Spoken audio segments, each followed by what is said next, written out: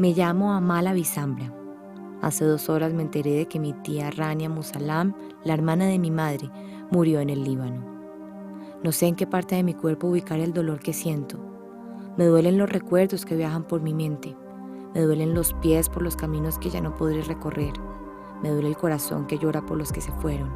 Me duelen los ojos por lo que ya no verán.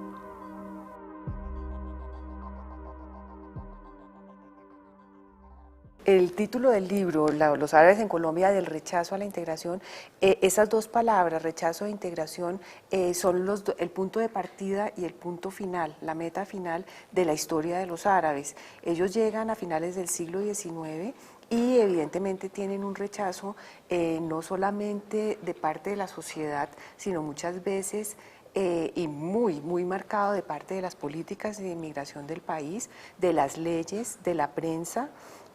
Pero finalmente, después de 80 años, de 100 años, yo pienso que sí se logra una integración. Mi presente se fue para atrás, o mejor aún, mi pasado se apoderó de mi presente. Como la investigación era de prensa y uno con las noticias de prensa siempre se queda corto. Entonces le queríamos dar una profundidad y entonces se ocurrió esa idea de crear unos personajes y mezclar dos ficciones. En última instancia, la realidad de la prensa también es una ficción oficializada. Pero entonces creamos una ficción donde el personaje central que cuenta la historia se llama Amala Bisambra. Amala Bisambra sabe que su tía se muere en un bombardeo del ejército israelí al aeropuerto de Beirut. En este momento de dolor, lo único que me amarra a mi pasado libanés es el baúl de mi abuela. Mi abuela siempre abría su baúl cuando estaba sola, pero yo la espiaba desde un árbol de mango y veía la reverencia de acto religioso con que comenzaba a sacar sus pertenencias. Con un brillo especial en sus ojos, sacaba sus vestidos de seda y se los ponía. Sacaba sus collares y joyas y se los ponía. Sacaba sus cartas familiares y las leía. ¿Qué es lo que hace ella? Vuelve al pasado. Y vuelve al pasado desde una figura que es un objeto que es el baúl. El baúl tiene un significado metafórico muy grande, no es solamente un objeto donde se guardan cosas, porque ¿qué es lo que uno guarda en un baúl? Entonces ella vuelve a el baúl que tenía la abuela, que la abuela además la construimos como un personaje siempre nostálgico. Y el relato de la abuela dice, mi abuela se murió mirando al oriente y se fue apagando como una velita. Su abuela es la expresión exactamente de ese personaje que nunca se pudo adaptar acá.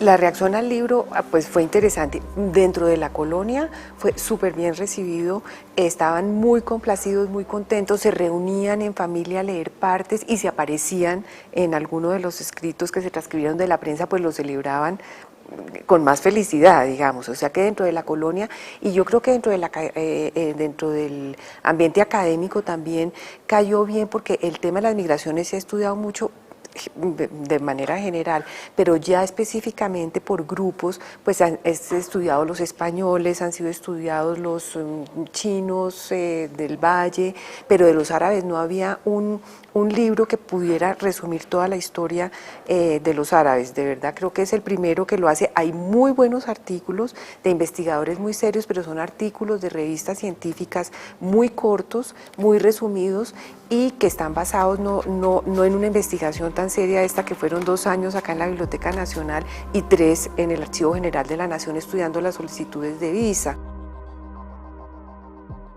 Sí ha habido un rechazo, pero yo sí pienso que ha habido una integración muy grande, ¿cierto?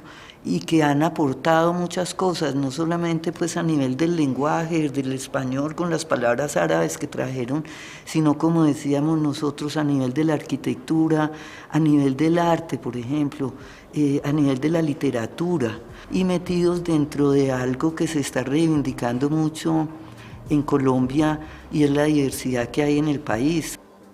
Una diversidad que tiene que ver no solamente con los extranjeros que llegaron, sino con los que se consideraron dentro de la misma nación como extranjeros, por ejemplo, los indígenas, las poblaciones afrocolombianas, incluso las mujeres durante mucho tiempo éramos como cierto tipo especial de extranjeras necesarias acá. Entonces, en ese marco de la diversidad, los árabes son muy importantes.